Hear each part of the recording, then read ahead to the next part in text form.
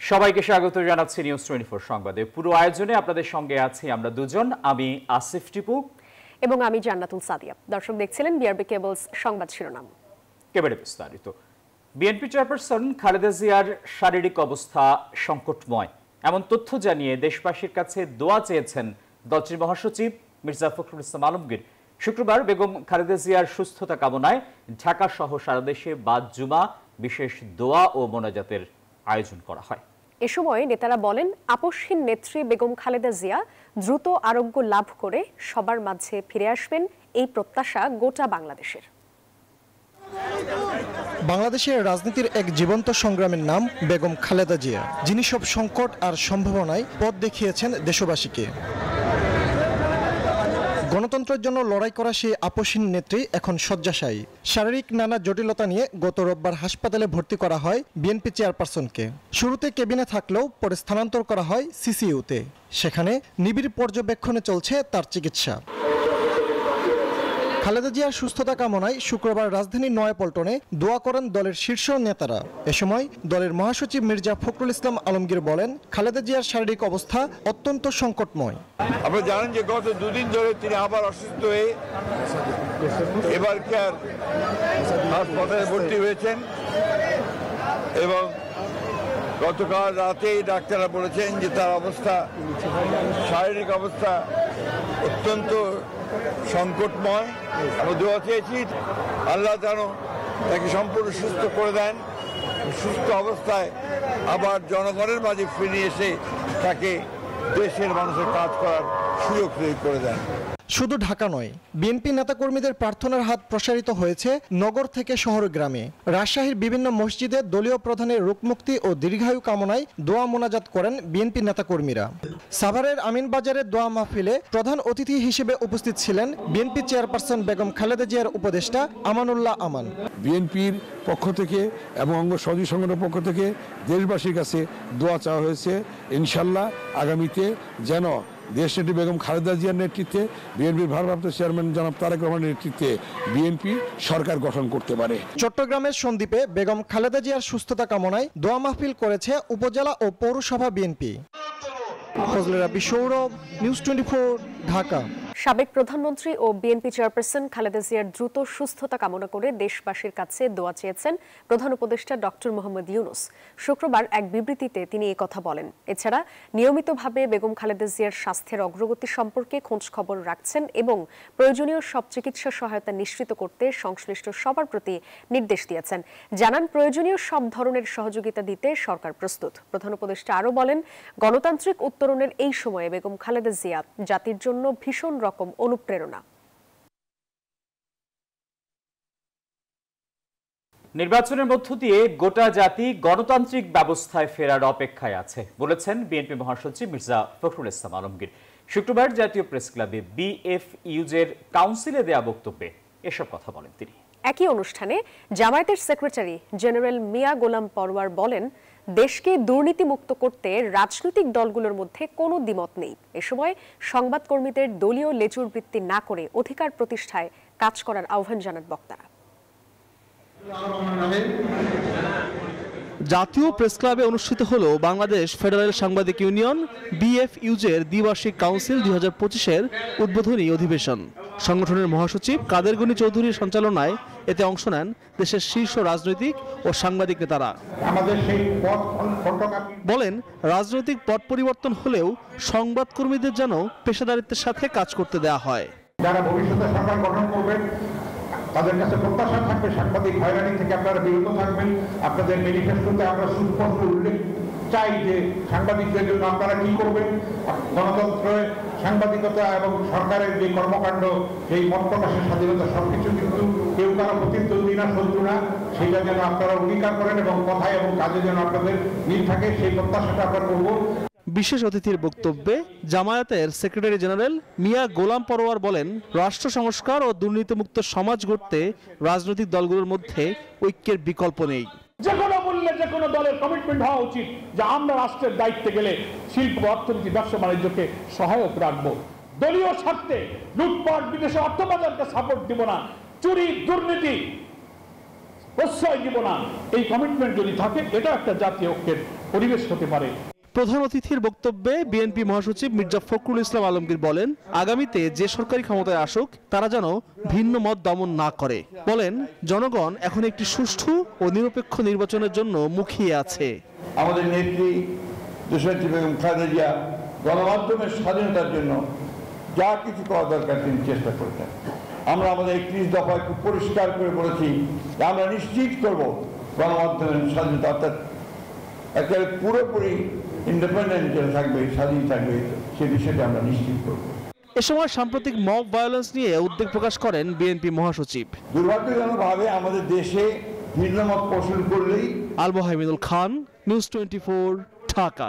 শত জুলুম নির্যাতনেও দেশ ছেড়ে পালায়নি জামায়াত, এমন মন্তব্য করেছেন জামায়াত আমির ডক্টর শফিকুর রহমান। বলেন, সরকারে গেলে দেশে বিদেশি কোনো লাল চক্ষু পাত্তা দেবে না জামায়াত।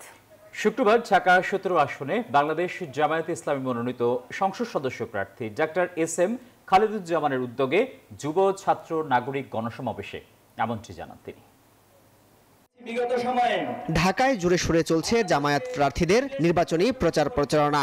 শুক্রবার ঢাকা 17 আসনের প্রার্থী ডাক্তার SM খালেকুজ্জামানের উদ্যোগে রাজধানীর ভাসানটেক বিআরপি মাঠে আয়োজন করা হয় যুব নাগরিক গণসমাবেশ।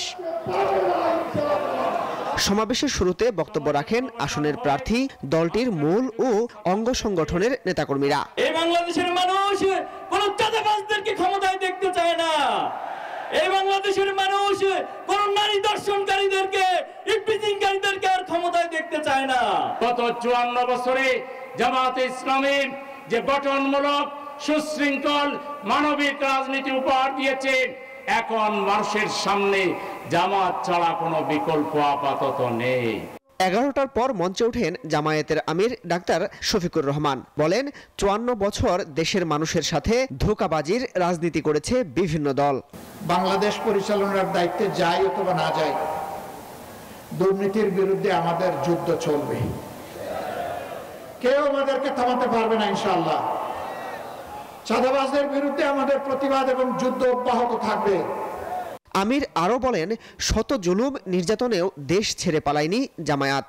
তাদের কোনো দুঃশাসনের সামনে, জুলুমের সামনে, অন্যায় আবদারের সামনে মহান আল্লাহ আব্দুল আলমের সাক্ষী, বাংলাদেশের 18 কোটি মানুষ সাক্ষী, বিশ্ববাসী সাক্ষী, জামায়াতে ইসলামীর নেতৃবৃন্দ তো দূরের কথা, সাধারণ একজন সমর্থক মাথা নত করে নাই।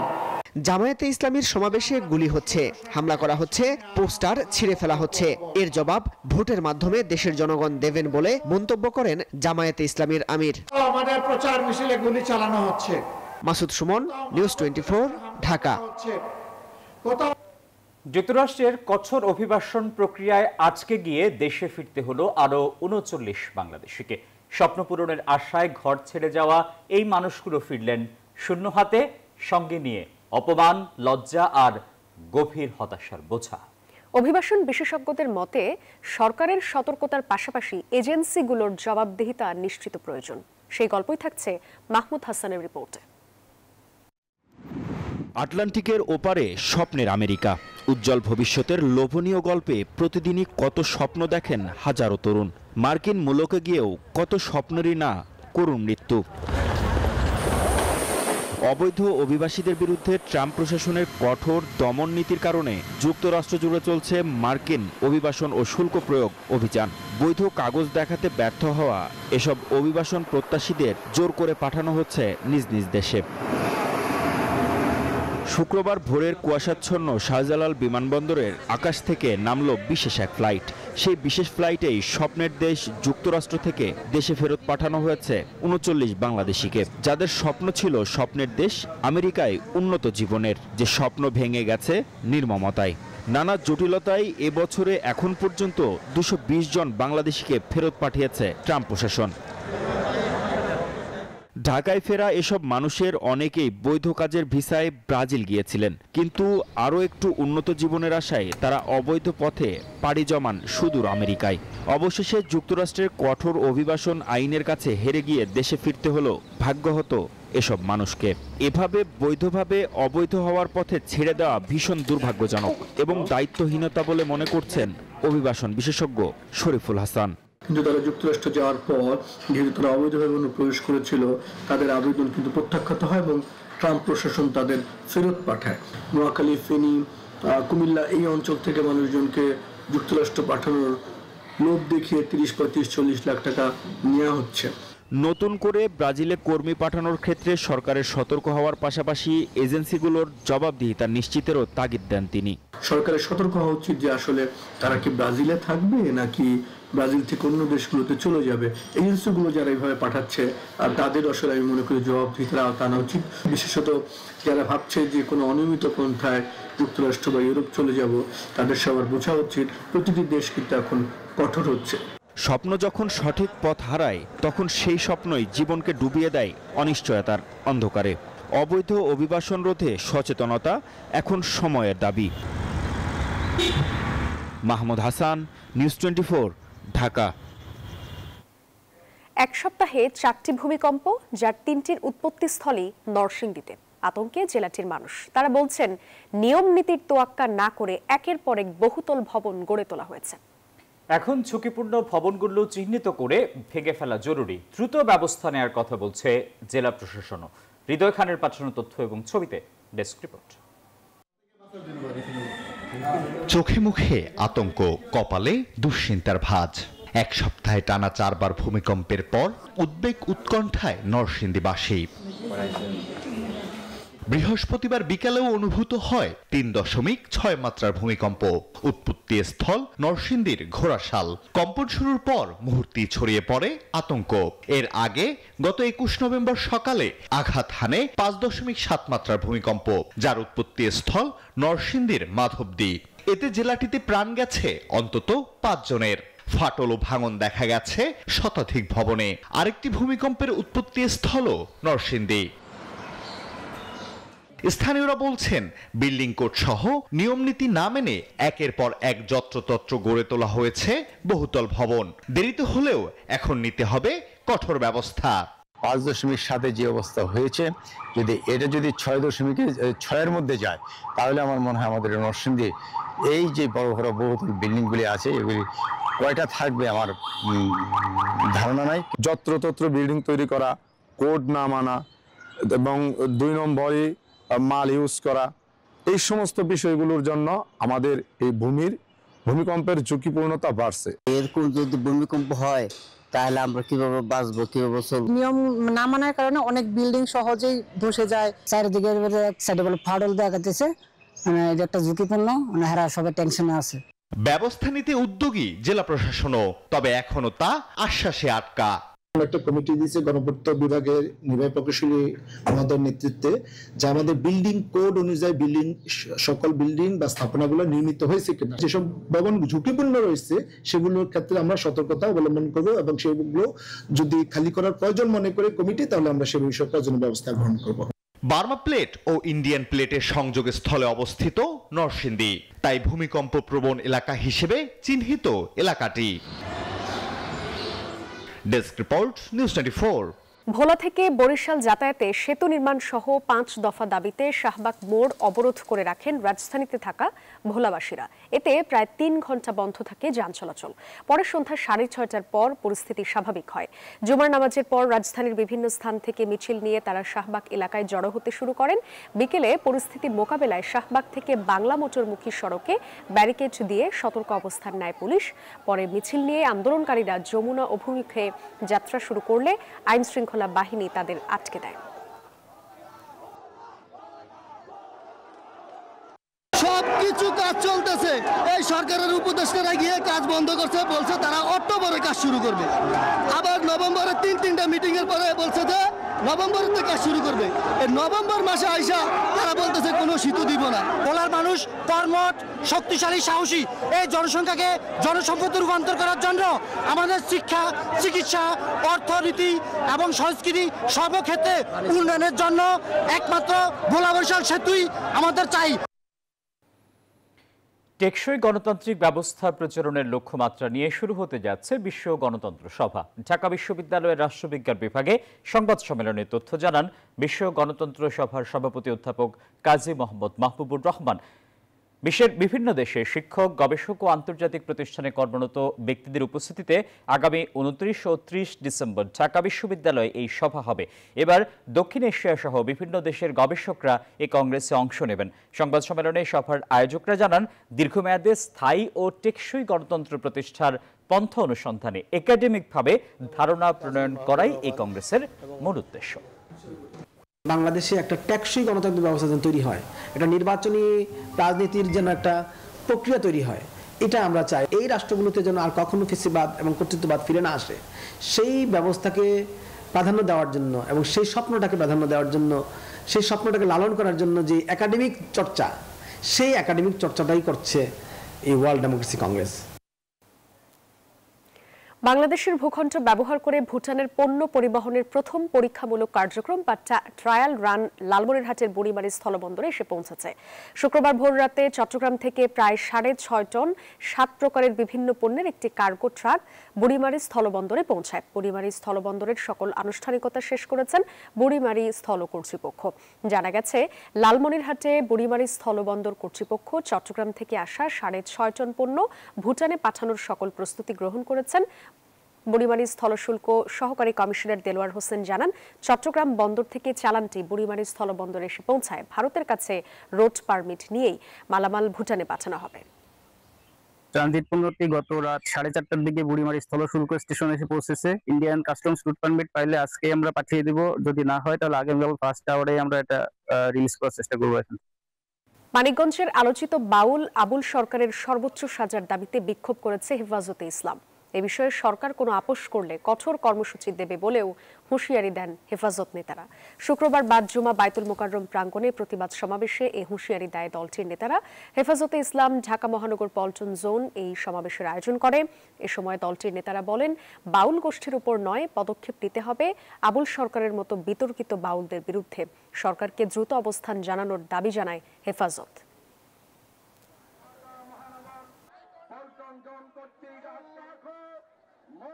বসুন্ধরা আবাসিক এলাকায় সুপার শপ মিনা বাজারের নতুন আউটলেটে ন্যায্য মূল্যে নিত্য প্রয়োজনীয় পণ্য কিনতে ভিড় করছেন ক্রেতারা। সকালে রাজধানীর বসুন্ধরার জাপান স্ট্রিটের জেসিএক্স বিজনেস টাউনে সুপারমার্কেট চেইন শপ মিনা বাজারে সকাল থেকেই দেখা যায় ক্রেতা সমাগম। সুশৃঙ্খল ও সারিবদ্ধভাবে সাজানোর প্রতিটি সেকশন, সুলভ মূল্যে পাওয়া যাচ্ছে নানা রকমের তাজা শাকসবজি ও মৌসুমি ফল। তবে মাছ কেনার দিকে ঝোঁক বেশি ক্রেতার। আরও পাওয়া যাচ্ছে মাংস, চাল, ডাল, ডিম সহ দেশি বিদেশি প্রসাধনী পণ্য।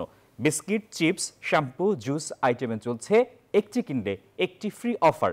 মিনা সুইটসের পাশাপাশি বেকারি পণ্য এবং গৃহস্থালী জিনিসপত্র সহ বিদেশ থেকে আমদানি পণ্য সামগ্রী হাতের নাগালে পেয়ে সন্তুষ্ট ক্রেতারাও। এখানে আমরা আসি, এখানে এরা কোয়ালিটি বজায় রাখে এবং প্রাইসও রিজনেবল, পরিবেশও ভালো। মিনা বাজারের প্রোডাক্টগুলো আমার কাছে খুবই ভালো লেগেছে। এখানে যা যা দরকার হয় একটা হাউস হোল্ডে মোটামুটি সবকিছুই আছে কাছে, যেহেতু তাই এখানে আসা হয়। আর হ্যাঁ, পণ্য মোটামুটি সবসময় ফ্রেশ থাকে, না থাকলে ওটা চেঞ্জ করে দেয়। বসুন্ধরার আবাসিক এলাকার আপন ফ্যামিলি মার্টের নতুন আউটলেটে সাপ্তাহিক ছুটির দিনে স্বাচ্ছন্দ্যে কেনাকাটা করছেন ক্রেতারা। সকালে বসুন্ধরা আবাসিকের সুপার শপ আপন ফ্যামিলি মার্টের নতুন আউটলেটে দেখা যায় ক্রেতার ভিড়। বাড়ির কাছে হাতের নাগালে সব পণ্য এক ছাদের নিচে পেয়ে খুশি আগতরা। পুরো সপ্তাহ জুড়ে থাকছে নুডলস, বিস্কুট সহ নানা পণ্য। আছে একটি কিনলে আরেকটি ফ্রি অফার। আপন ফ্যামিলি মার্টে পরিবার নিয়ে ঘরের জন্য যে কোনো প্রয়োজনীয় পণ্য কেনাকাটা করতে পারছেন আগতরা। একই সাথে ফার্মেসির কর্নার, অর্নামেন্টস সহ পাওয়া যাচ্ছে দেশি বিদেশি কসমেটিক্স পণ্য, গুণগত ও মানসম্পন্ন পণ্য ও তাজা মাছ সবজি পেয়ে খুশি ক্রেতারা। আজকে নাতিনের বার্থডে ছিল, তো ভাবলাম ছোট গিফট দেই, এইভাবে আর কি আসা। অল টাইম একদম স্কুলের জিনিসপত্র এবং এভরিডে বাজার সবসময় আমার এখানেই হয়। ওদের ফিশগুলা ভীষণ ফ্রেশ, অলওয়েজ সবকিছুই আমাদের সবসময় এখানে আসা হয়, সবকিছুই ফ্রেশ আর আমরাও স্যাটিসফাই। হ্যাঁ, আমার বাসা জাস্ট অপোজিটেই, সো রেগুলার এখান থেকে বাজার করা হয় আর মানে ডেইলি নিডসের সবকিছু থেকে কেনা হয়। সো হ্যাঁ, মোটামুটি স্যাটিসফাইড। সপ্তাহ দুয়েক আগে সবজির দাম খানিকটা কমলেও এখন আবারও লাগামহীন। বেশিরভাগ সবজির দরেই সেঞ্চুরি। কিছুটা কমার পর ফের বেড়েছে পেঁয়াজের দাম। এমন অবস্থায় সংসারের খরচ সামলাতে ক্রেতার হিমশিম দশা কাটছে না। নতুন বাংলাদেশেও কেন সরকারি তদারকি জোরদার হলো না, বাজারে গিয়ে সেই প্রশ্ন রেখে ক্ষোভ ছাড়ছে মানুষ।